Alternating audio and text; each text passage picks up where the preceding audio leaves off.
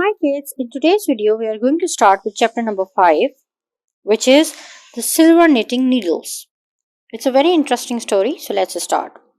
Sana wanted to be just like her grandmother when she grew up. Dadi was special because her fingers worked like magic. Within minutes she could use her silver knitting needles to knit anything Sana asked. In the winters, Sana would wear the sweaters, socks and scarves knitted by Dadi to protect herself from the cold. She loved to see Dadi's hands move like lightning as she created beautiful pieces of clothing from simple thread. Sana always wondered if touching the knitting needles would give her hands magical powers too. Dadi had been using the same needles since she was a young girl. They had been a gift from her father. She always placed them on the top of shelf where no one could reach them. So this story is basically about Dadi and Sana. Sana is the granddaughter of grandmom Dadi, and Dadi is having a skill to knit the sweaters, scarves, gloves, and Sana used to wear all these things to protect herself from the cold. And Sana is wondering, and she is stunned that how Dadi does this. She wondered as if any time would come and Sana would do the same thing like the magical Dadi would do. One morning, Sana woke up late for school. She forgot that it was Grandparents' Day. Her teacher asked every student to bring one item from home that described their grandmother or grandfather. Sana stood on a chair and grabbed Dadi's knitting needles. She knew her best friend would not mind if she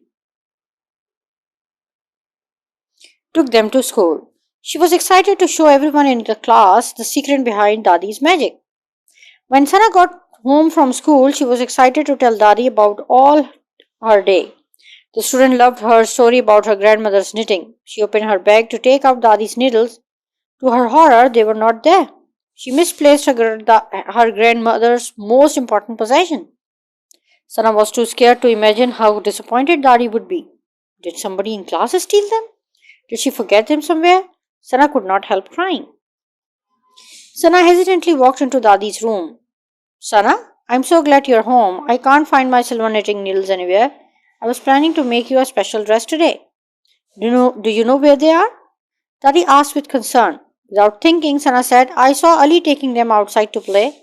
Sana could not believe she had just wrongly accused her 6-year-old brother.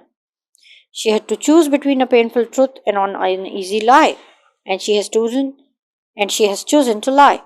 She saw Dadi go to Ali and scold him for his behavior. The little boy was confused. No matter what he said, Dadi would not listen. She was sure it was his fault since Sana said so. Sana felt extremely guilty for putting her younger brother into trouble. She knew telling a lie was wrong and she should confess, but she could not do so. So kids, as you can see here, Sana told a lie just to save her Dadi from the painful truth that she has misplaced her silver knitting needles. But the fact is, when you tell one lie, you have to say thousands of them. And putting somebody else in the trouble just to save yourself, or even if you are not trying to hurt anybody else, it is not good.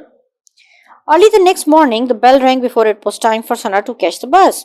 When Dadi opened the door, she was surprised to see the bus driver standing there, holding nothing else but her silver knitting needles. The driver said Sana had forgotten them on her seat yesterday, and he had come to return them. Dadi finally understood what had really happened. Holding the needles in her hand, Dadi went up to Sana. When Sana realized that her lie had been caught, her head dropped down in shame. Sana admitted that she had taken the needles to school without Dadi's permission. When she saw they were no longer in her bag, she did whatever she could to save herself from Dadi's danger. She was very sorry for wrongly blaming Ali in the matter and had learned a lesson. Now you see kids, what has happened? Lie has no footsteps. Whenever you tell a lie, keep this thing in your mind that it'll be disclosed one day or the other, sooner or later, by yourself, by somebody else, or by Allah Almighty power. So you should better not tell lie, tell the truth, so that the other person can also think about the solution of the problem. So this is the mistake of Sana, that she told a lie and put her younger brother, who is only 6-year-old and doesn't know what is going on, into the trouble. Dadi was a kind and forgiving woman. She hugged Sana and said, Sana, what what matters is that at least you have learned a lesson. It is always better to tell the truth, no matter how difficult it is. Needles can always be replaced, but I have only one granddaughter who matters more to me than anything in the world. From that day onwards, Sana realized the importance of truthfulness and the two best friends became closer than ever.